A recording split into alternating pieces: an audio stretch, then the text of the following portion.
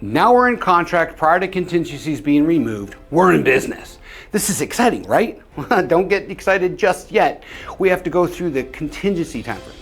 The buyer will secure their loan, have the inspections on the property, and review all the reports and disclosures. This typically takes anywhere between 5 and 10 days, depending on what was initially agreed upon in the contract. In some cases, when you're dealing with a very desirable home that has multiple offers, we can negotiate there be no contingencies, but this isn't quite as common as we would like. Hi, I'm Shawn Krill with Desert Property Group, brokered by Best Homes Real Estate.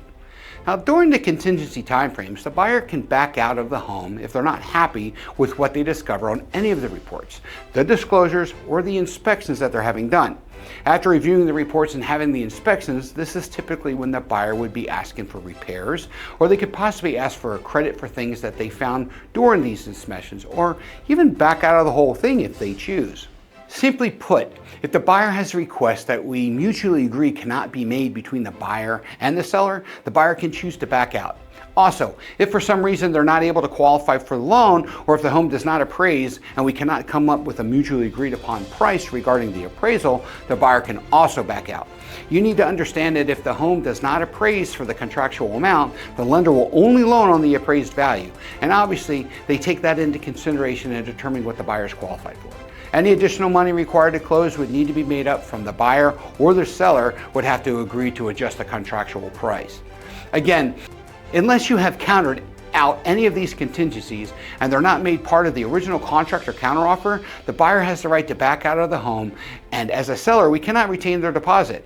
This is why it's essential to hire agents like us who knows the property, how to vet buyers and their offer, to ask the right questions and have the right conversation with the agents and the lenders. The buyer deposits are the only at risk if they have officially removed contingencies. So we always advise our clients not to start packing their bags until the contingencies have been removed.